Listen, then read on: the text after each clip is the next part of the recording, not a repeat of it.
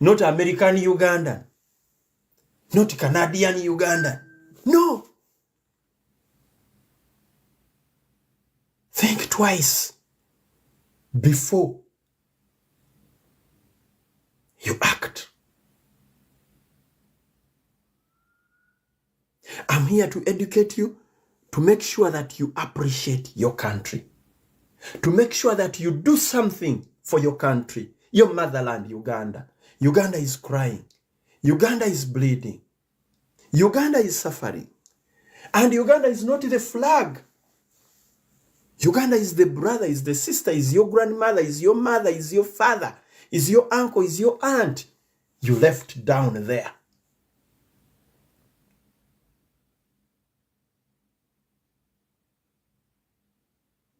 Tuzukuke.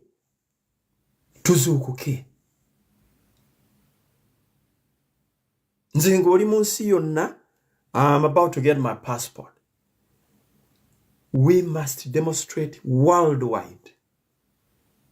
We must demonstrate worldwide. Me as Chuma Chaiso, I'm not going to demonstrate in Canada only. I'll have to visit the ICC. I ask them, what are you doing, guys? Why don't you arrest the man, the criminal? I'll have to visit the Commonwealth. I'll have to visit the UN. I'll have to visit all those crucial organizations or places that are empowering this tyrant, this dangerous monster, Museveni. We have to wake up. We have to wake up. We have to do something as indigenous Ugandans, as pure Ugandans. Don't leave Ugandans for the dogs. My dear, it is so painful to me. I had just built my house. I slept there only 1 month. And today I'm in one room. I'm suffocating in one room.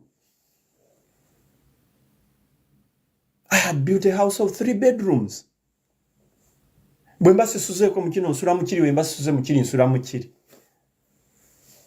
freedom is no more.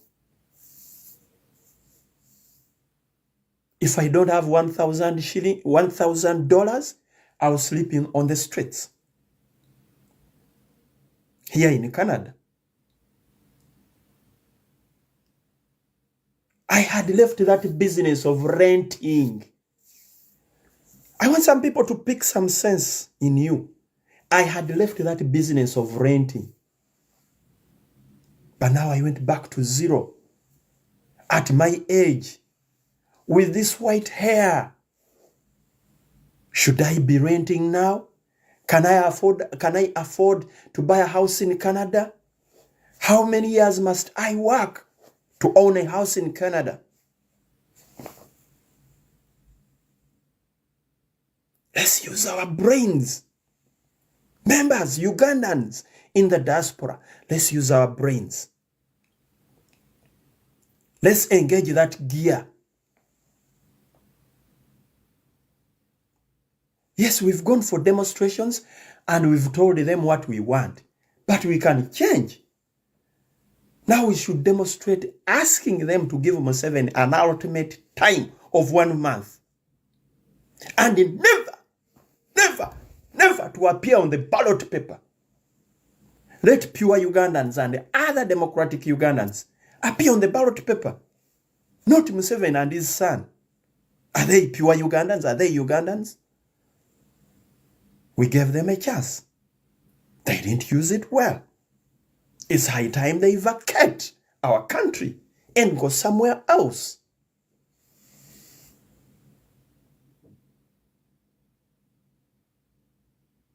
Sometimes I'm bitter because I'm the real refugee.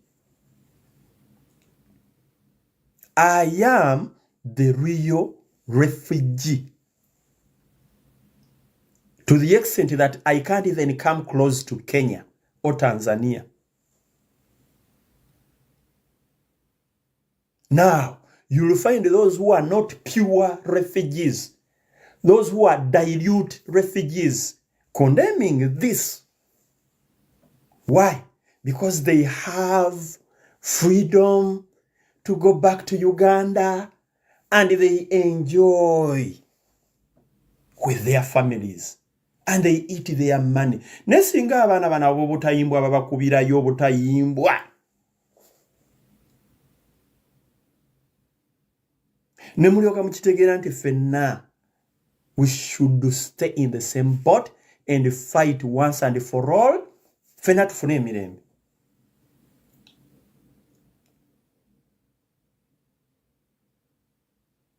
Why am I bitter? Why am I saying all this? Why should I draw all these plans? Because I'm a pure refugee who wants to go back to my country. If I'm to come back to Canada, I should come back willingly. Like some of you here, after getting travel documents, they sneak back to Uganda. And they enjoy, they take even pictures. Hey! So you cannot imagine such a person. You cannot assume that such a person will have that spirit of the struggle. And these are the people who will discourage the freedom fighters. Find a job and work. Just because they are not pure refugees, they can easily go back to Uganda and come back to the US, to Canada, to UK, to Netherlands. Comfortably. Tebayina kibanyigiriza. They don't have any pressure on them. They can go back and check on their businesses, check on their families, check on their investments, then come back to Canada. My dear, that's what we all want. We all want to be like that. Njagala nzije Canada nga I'm in Canada willingly, not by force.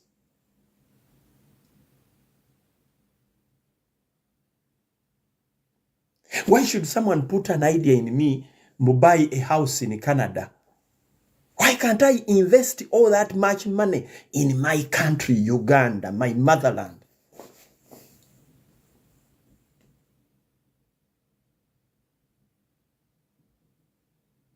The brain. Those who, my OGs and my OBs, right from primary, secondary and high school, you know my performance. I used to be the best performer. If I was not number one, I was number two or number three. And number three, I had performed badly. They used to pick me from primary 4 and answer a question. Take me to P7 class to answer a question for P7 members. That is chuma cha Yesu. That's how intelligent I am.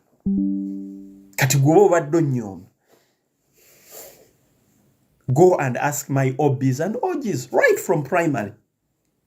I was an intelligent boy, and indeed I am up to today.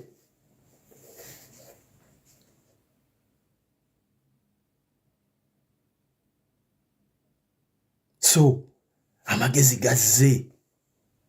Ugandans cannot demonstrate like we in the diaspora. Last time you saw us in the snow, it's not that outside is not cold. It's cold, it's freezing. It's in negative. But we endured, we endeavored to go on the streets and demonstrate just because our country is here fetuluma. We need to go back. If it's winter like this, I'll be going back to Uganda. And if winter is done, I come back to Canada. Free entry, free exit. Nemo abadde Uganda singa bakuba butayimbwa. Abayayi mwetegereze nnyo bano ba diaspora abajje Uganda eyo.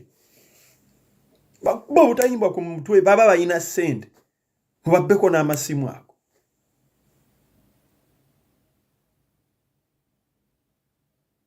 ebintu bijjemu omuzannyo. Let's get serious. Let's engage in another gear, a strong one. And let's just focus it on these Western powers. Let's not sit back. Uganda si birungi. 4 years down the road, your wife is not seeing you. Just imagine how many temptations she's going through. 4 years down the road, your husband can't access you because you are in the territory of the danger zone. The moment they see you, mpaka mabusu, and even killing you. 4 years down the road, you cannot access your children. They can only see you on WhatsApp. Daddy, daddy, daddy. Is that enough? Is that what God created us to be? Is that how we should interact with our families?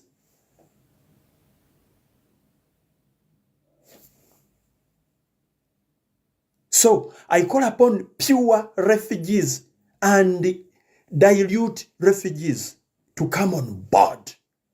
We fight this battle once and for all. We move on.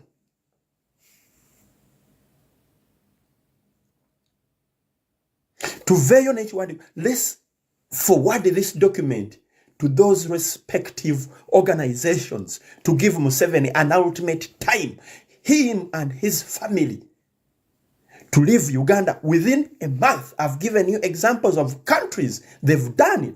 They've done the same. So to Uganda, it's not going to be news. It's not, Museveni is not exceptional. He's not so special. Museveni is not so special. He had, you look at Nani Uyo, Muammar Gaddafi.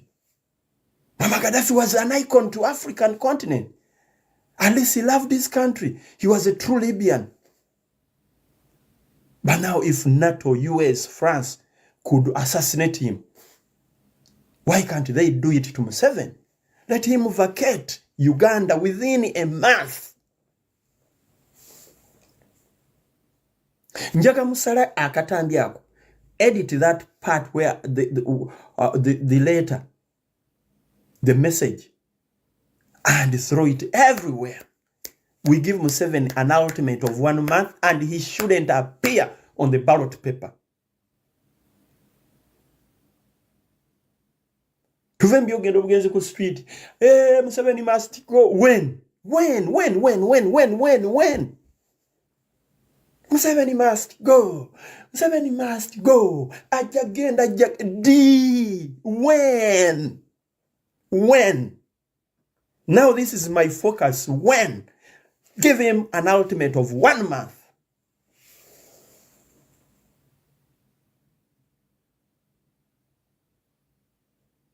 You look at these soldiers.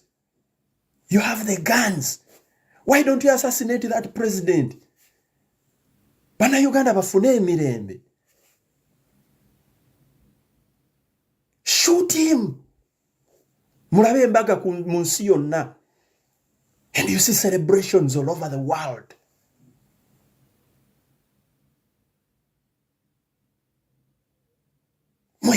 You UPDF officers, why don't you save Ugandans? And at least act against your boss, who is giving false and stupid orders. How do you invade an office, an NUP office, which they don't have any guns? You remember the first invasion?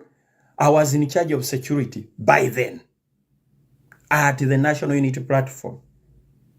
I didn't accept these guys to do a search warrant without our presence. I remember Madame Sarah, our administrator, and my comrade Kabunga. We said we should be solid. We shouldn't leave these guys to do a search at our offices in our absence. Because we had got rumors They came with the bullets and they wanted to throw them in ceilings, in the ceiling. They had come with military attires. They wanted to throw them inside. And that's what they are exactly doing right now at the new headquarters of NUP. Then they come up with a report that according to the search done by police and UPDF and other security organs, we found 20 bullets in the principal's office, Bobi Kyagulanyi's office. According to the search warrant, according to the search we conducted at NUP Kavule headquarters and Kamocha, we found army uniforms in Waiswa Mufumbira's desk.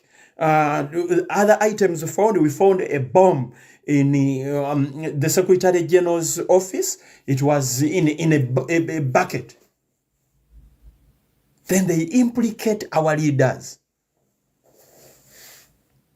Let's not act normally. Mweba chapter leaders abalowooza mbu ebintu tulina kubitwala tuti. I'm not condemning you, I'm not against anyone, but I'm just encouraging you, encourage us to engage in another gear. The Baganda say, we have a saying, a government, akufumbira yomutwe, omufumbira bigere, nemwenkanye vumbe. Don't tell me we've run out of ideas and strategies to get rid of that monster Museveni. But our leaders, how are you planning? Our journey to success also matters a lot. The way you're planning our journey to success in Entebbe Muntebbe matters a lot. Bye mu planning abijja dictator Muntebbe. Bye mu planning and what you're planning and what you're implementing. Do they push Museveni somewhere in the corner and he feels squeezed with his son and wife and the daughters? Aba Natasha bakyakola ki mu Uganda? Natasha Museveni, Diana Museveni, who is this Patience Museveni, yefuula pastor, chachi yebakirizayo bano banyido zino mpanvu okakusaba muhozi Kainerugaba n'obwana bwa Museveni obuli eyo butamanyiddwa. Mukyakola ki Uganda? What are you doing in Uganda? You've seen and you know what your father has done to that country. You've never even come out to condemn the evil deeds. Society, communities are crying. Every now and then, Museveni, your father, your grandfather, I'm talking now to even the grandchildren of Museveni. Your grandfather, Museveni, is killing other grandchildren, other people's grandchildren, and other people's children. And you're very happy, eating sausages and pancakes and... My dear,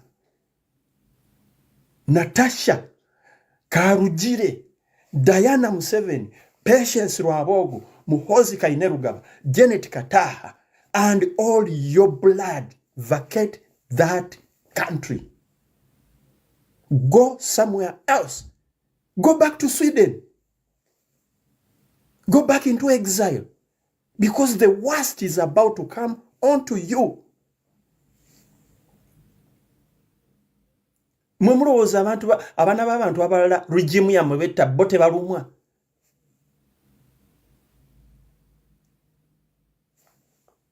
Do you think your father killing, incarcerating, torturing, illegal arresting other people's relatives or boys and girls or children or fathers and mothers, you think those people are happy?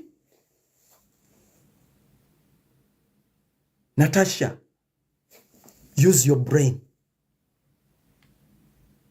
Diana Museveni, use your brain. Patience Rwabogombo pastor, a masquerading pastor, use your brain. Muhozi Kainerugaba, use your brain.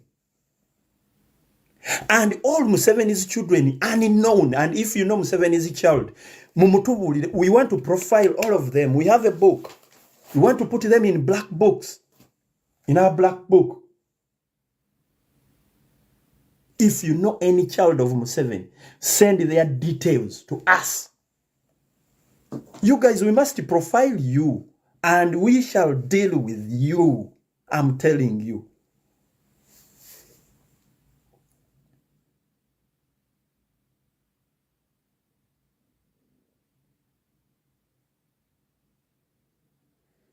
I'm telling you this. Patience, Natasha, Rwabogo, Muhozi, Diana, Janeti, Museveni, never leave your father's grave in Uganda. Nchiddamu ze siseka. Never leave. Bwemubanga mugenda, whenever you're leaving that country, make sure you take the remainings or the bones of your grandfather or your father. Salim Sali. Take the bones of your grandfather, take the bones of your father. Kaguta. Mzee Amos Kaguta. And Esteri Kukondeku. Take them away from Uganda because we don't want that. Those Visirani. Take them with you wherever you decide to go, whether in Sweden or where. Never leave those bones. Never leave your grandfather or grandmother's bones in Uganda.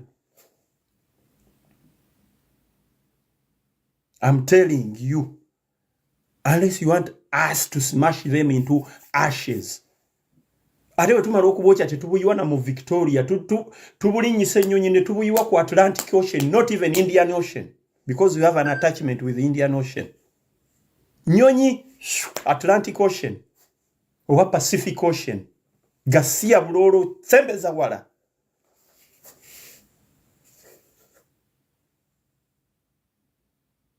Mutabana w'abantu. Ugandans are crying. Ugandans will become enemies to Congolese in the diaspora. Omukongo tayagala kutunulako.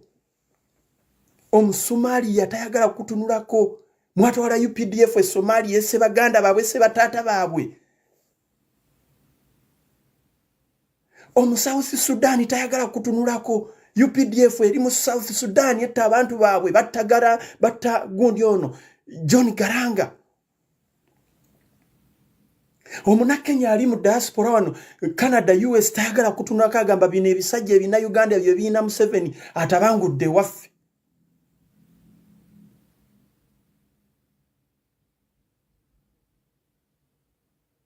So Museveni has become a regional and African problem. Era mwe bana Uganda temuloza nti Museveni is a problem to Uganda only, but he is a regional problem. I did this video in English. I wanted my brothers in Kenya, Tanzania, Rwanda, Burundi, Somalia, South Sudan to understand my message clearly. And even the whites, the Western powers, Canada, USA, UK, and Netherlands and all European Union countries. Give them this message. Museveni is a regional and continental problem.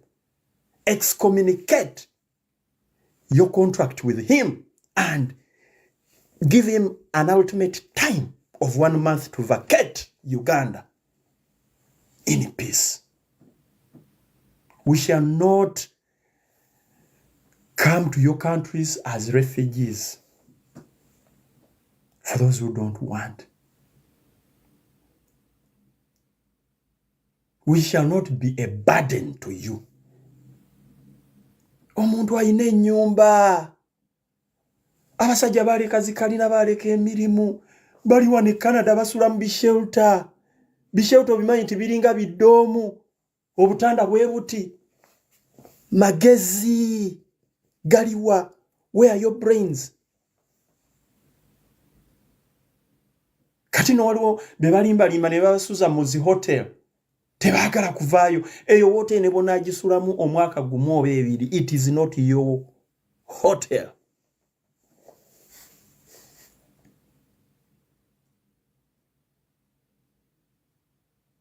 ojjajje bakamba kuwa ebigaati bipizza ebigaati n'ebigundi obirye bikutame otandika okujulira okudda ewamu naye nga tolina kyokozeeyo. Wake up, Ugandans, wake up. Ugandans, wake up.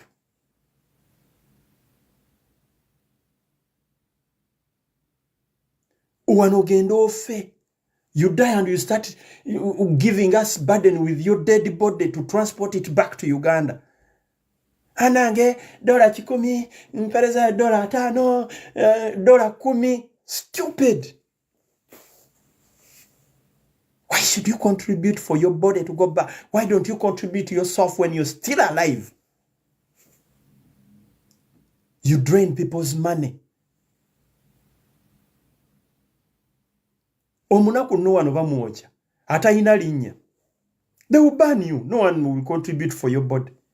There are so many Ugandans who are banned here. Bakita criminating. Babocha kubanga oli munaku. You're poor, no one has money. Kati bana abamanya katugambo banga chuma obani ya fuddo bayina influence mu society, then ne batandika okubadeninga community. Banae, our brother died, so we want money to transport the body back. Did I come to work for bodies to be transported back to Uganda? Am I here to work for bodies to be transported back to Uganda?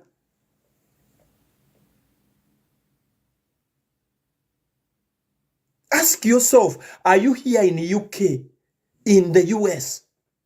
Are you here in Netherlands? Are you here in Australia to go on your shifts? You doze, you get tired, you get abused, you get all the stress. Then after getting your salary, you deduct that salary to transport dead bodies back to Uganda. Obwongo bukola bulungi.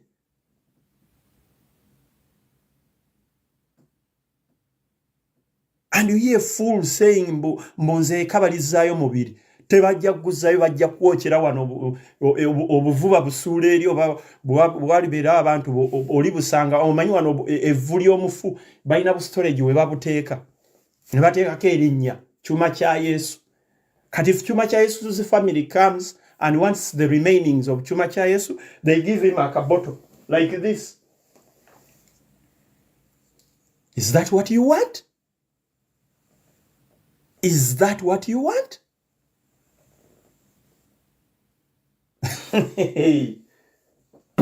Nze abantu abamu munsobera. Nze nanyumiriza nnyo okuntwala ku kijja kyewaffe. Abaana n'abazzukulu b'abazzukulu ne bajja ne ago ge malaalo ga jjajja mu Kyuma kya Yesu. Awo nange gyendi mpulira bulungi.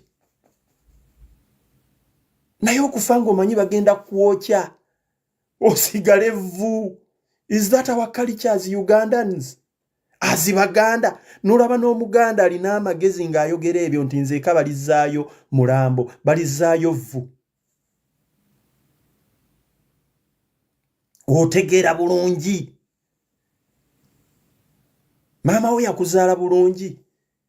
Tewaliyo muka kitaawo oba omujja wa maama wo oba omukozi yakutwala n'akusuula mu kaabuyonjo. Poliisi nejja n'ekunyuulayo bunnyuluzi. Wayonka amabeere oba wayonkako weeks 2 ne batandika okuwa agente. Omanyi waliwo abantu abalina obwongo nga mbutuufu bw'otandika okubusengejja bw'oti. Bambi ojja musaasira. Yayonkayo wiiki egi ne bamuzza ku mata g'embuzi n'agente kati yafuuka mbuzi. In thinking Nyamata Silivia ng'omuntu yafuuka mbuzi kubanga from day one yanywa amata ga mbuzi oba gante n'obwongo ne bufuuka bwa mbuzi ne bufuuka bwa nte. Ne bw'oba wayonka maama wo for a year plus tosobola kulowooza like that bw'otyo. Nze siridda Uganda balizaayo mufu. Ani agenda okuddawo okubonaabona n'akalambo ko oba n'ogulambo gwo? Why don't you fight hard? Why don't you fight now? Why do you condemn? Abalwanira enkyukakyuka. Bino si byabannabyabufuzi bokka, ensonga lwaki olwasitaddeeko NUP beret. Naye Uganda to sensitize you, to put brain, to put wisdom in your head. Think hard.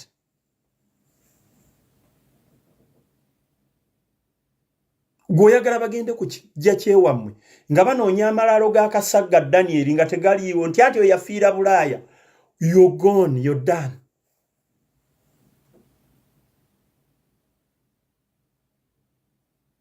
Banoonya amalalo ga Namata Silivia ku kijja nga tegaliiyo. Yafa ne bamwokya.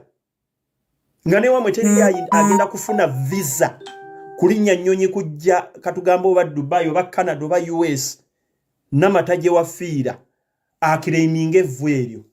Nga ne process y'okufuna evvu eryo, the remains of Namata. It's a hard job. Lwaki obonyaabonya abantu? Obonyebonya ab'ekika kyo bagambe nti oyo yazaawa. Yagenda e Bulaaya munange n'afiirayo.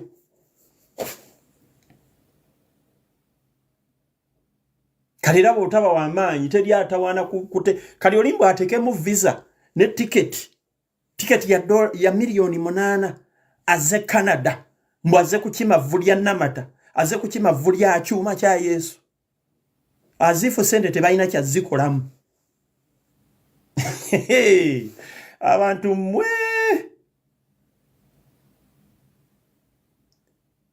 some people are just selfish and stupid in their mind.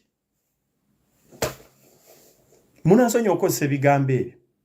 Nenze bw'onyumya bw'oti nkuwuliza ne ngamba nze kabalizaayo mulambo nyeenya bunyenya mutwe. Ne ngamba nina we nkutadde. Ne nga kati laba endowooza y'ono.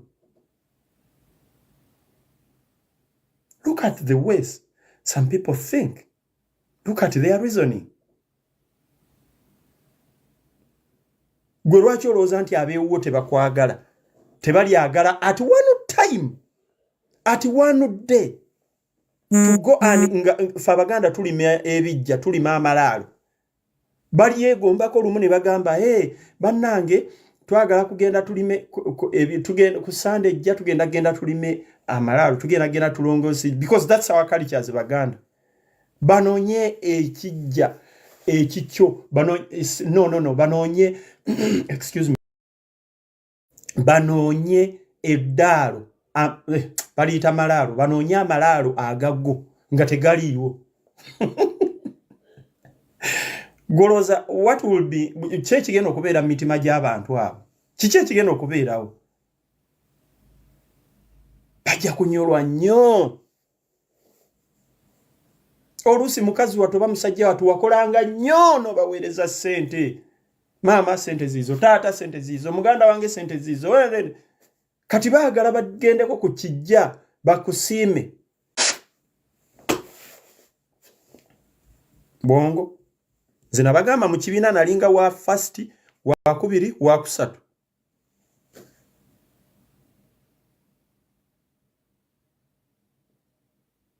Simanyi bbanga linnayonkera maama wange naye okusinziira ku magezi genda bagennina.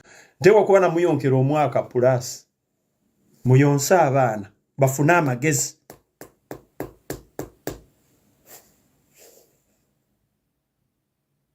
Temuyonsa abaana amata ga mbuzi. Temu abaana amata ga nte nga tebannatuuka. Bakazimu abali kuno bannamata. Muyonsa abaana babeere n'amagezi.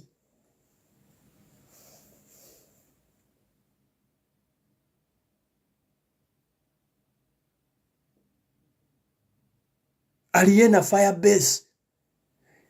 Bw'ozaala omwana muyonse for a year plus.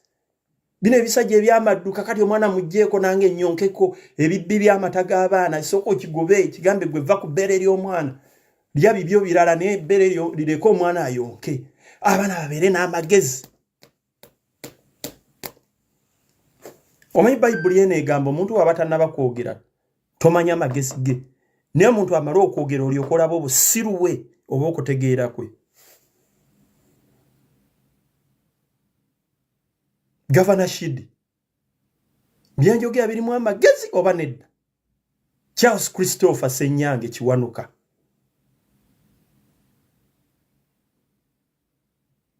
temugenda tubonyabonya na bulambo bwammwe wano mu diaspora, mubonyebonya abeeka, mubonyebonye naffe abali eno. Omuntu okera mu shifuti, okera mu muzira, okera mu samate bwajja nobeera nomukolera mu bbogu mweri yitiridde, eno abazungu bakuvuma, eno biruzi ziringa biruzi, eno amabanja galinga mabanja. Ate weefiise tusonda kalambo ka gundi tukazze Uganda.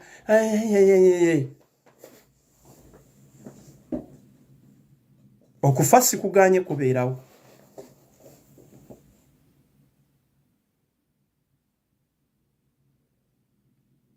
Naye fa nga olwana. Die trying. Togamba nze tebinkwatako. Ekabaliza mulambo. Uganda yantama. Empunyira zizi. Ekintu kyokola ovuma Omukama Katonda wo eyakutonda ng'oli munna Uganda. Bw'oba musiraamu onyoomye Allah, oyisizaamu Allah amaaso, omulaze nti yakola nsobi okutonda ng'oli seeka, ng'oli hajjati, ng'oli muwala musiraamu, ng'oli muvuuka musiraamu e Uganda. Kyokoze.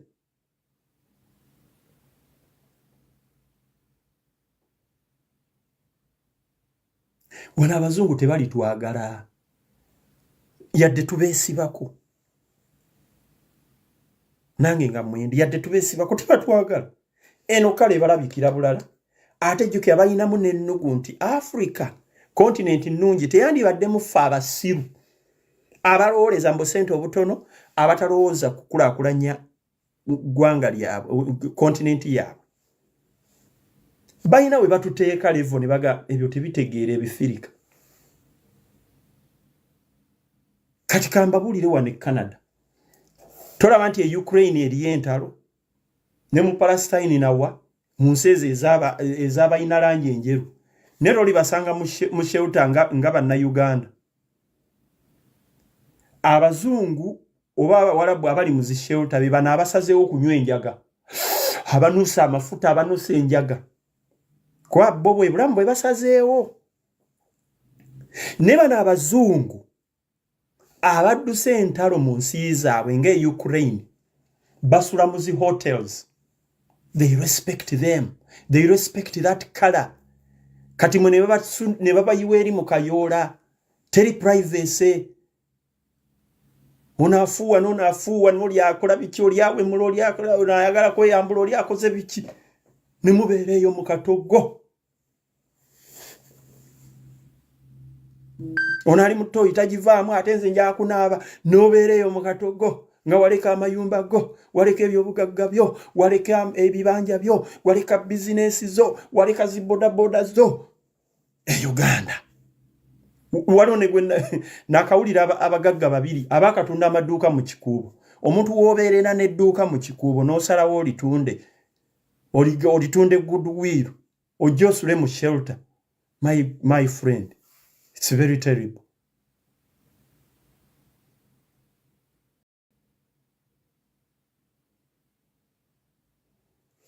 Aliena Firebase agambye mpozi teyanyonka.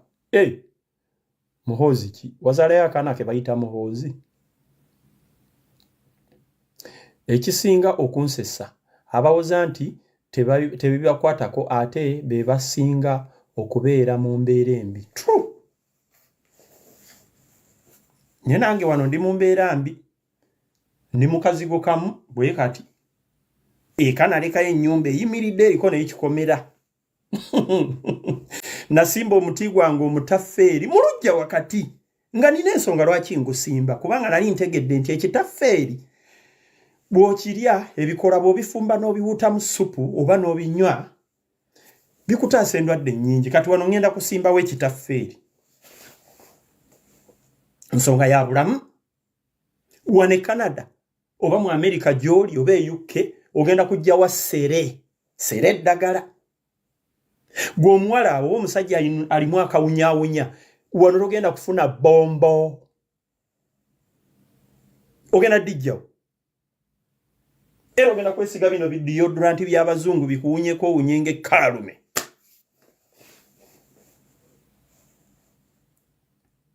tuzuukuke tulwane masajja nabagambye twengejinge mu giye endala gye bayita give Museveni an ultimate time of 1 month ave mu Uganda.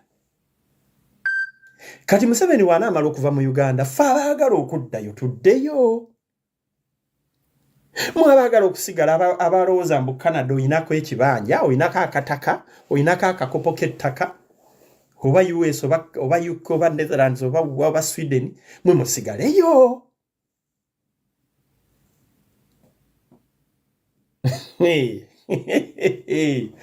Buno obulamu bumbi kati nze ku myaka nina emeka ye nawezezza 25 nsigazzaayo emeka ku nsi muntu bw'oba wawezezza emyaka 25 osigazzaayo emeka ku nsi mulina okukwala n'ezo calculator ne mubala kati buno obubaka bugenda eri basajja bakulu bannange ne bakazi bannange abakulu abava mu nsi ezo nga mukuze oba ovuddeyo bulungi oba mirembe kwata calculator yo bwoti ogambe mbutuufu mpezezza emyaka 48 ngenda kuweza 5 mbuzayo emyaka emeka nfe oba nve mu nsi kakati egyo emyaka egisigaddeyo osazeewo gy'obonaabonera eno muzira kati n'ekintu ekiri wano abatajjanga Bulaaya oba batabirangako eno omusajja mukulu bw'akaddiwanga nze nga nina abaana bakukwata bukolokolo ne bakutuswala ne bakuteeka mu homes retirement homes ne bakusuula eyo kinene kyawanga tebaagala kumanya ne beefuula bize Daddy, I'm at job. I'm at school. I have lectures today. I cannot come today. I'll just call you in the evening after we're done with the elections. Okay, Dad? Oh, you'll be fine. We paid that retirement home to keep you safe. They should give you food. They should give you something to drink. I'll talk to the doctor. He'll come and check on you. Okay? Ennaku neekuttira mu retirement homes. Buuza bannayuganda abakolayo. Abamu basuna obukadde obwo ne bu videos mu bulaba tekaagala kunaaba olina akasimula n'akanyola kati teberezaamu nga babikola jjajjaawo babikola taatawo bakozi bulijjo basiba babakwata akakadde okagamba tugende onaabe kagaanyi let's go and bathe nah. Come and have breakfast. Nah. Kati oli obusungu nga bulinnyanga akanyigamu wano nga akasuna inti. Nga kakaaba. So baganda bange, ebintu si byangu aba TikTok bavuddeko bagikuttemu naye kiryokke. Ebintu si byangu. Let's retire from our home countries. Dayo retiringire ewammweka. Ng'omanyi abazzukulu bajja kujja bakulabeko. Babulaadi bo, omusaayi gwo. Ffe tulinamu ne culture. Jjajjaawo omurespektinga paka kufa. Taataawo omwekitiibwa paka kufa. Ekitali wano. Sibatamya butamya Bulaaya, but that is the reality. Ago ge mazima. Vaayo tulwane, muveeyo tulwane. Tusigukulule omusajja ono. Abamu tetujja sobola genda mu nsiko, aba temujja sobola genda mu nsiko. Ne tukola ekisoboka. Naddala ffe abali mu diaspora. Tusobola osigukulula omusajja ono nga tukosezza all means. Nga ate abazungu bano tubalaze nti tuli serious ate twabategeera.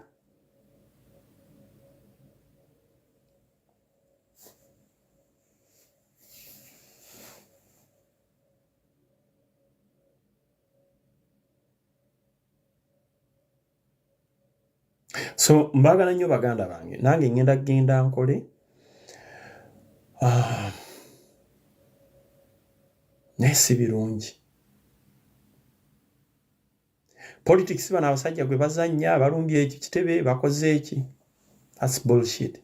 They want to disorganize the kalulu ke kawembe. Naye tebajja kumalako. Ne banaamalako ate era tebajja kumalako. Kuba osobola okumalako n'ogamba mtuuse ku 10 naye oyinza obutatuuka ku 100. You guys still have a long way to go. Omuntu yenna ng'okyawagira NRM ensi ekwewuunya. Ale munoonye bye mugenda okutulimba nga regimu egudde. Kwata ekitabo tandika okunoonya by'ogenda okulimba ensi. Biwandiike. Tinze Museveni bw'aligenda ensi ngenda gigamba bwenti. Otherwise ebintu bukyabiranga ebyokusaaga naye bigenda kubeera bibi. Akantu kano mukasalemu muli kajjukira. Mu abantu abawagira NRM abawagira omutemu abeereko nga atulugunya atta abantu ebintu bigenda bonoonekera mu maaso awo. Mujja kubulwa gye munywa amazzi, mujja kubulwa gye musaba omunnyo, mujja kubulwa gye musaba emmere, mujja kubulwa gye muddukira okufuna obuyambi. Ng'ensi ebajuliza Museveni, gamba Museveni ng'ate takyaliwo. So muganda wange ali eyo weebeereremu. Abaganda tuga nti abangi we basonga wekikola ki wekyabikira.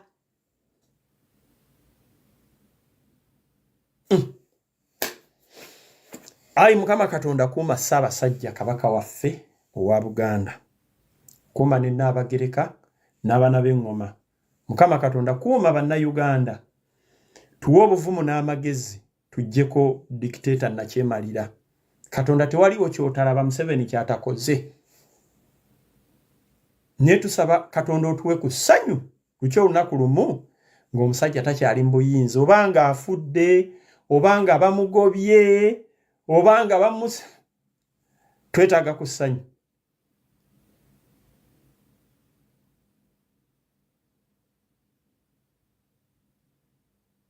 Ekitiibwa n'ettendo bidde eri Katonda. Amanya n'eddoboozi nsigadde ndi Buganda ntege ekyuma kya Yesu. Abaagala ennyo. Era mbasaba abali e Uganda musule bulungi. Wenkoledde vidiyo eno ffe tugenda kukola bukozi. Maze kiraasi ngenda kukola. Mukama Katonda abankuumire. I sign out. I salute you. Museveni, stop sodomizing our kids. I salute you, Governor Shidi. I salute everyone. And I salute my president,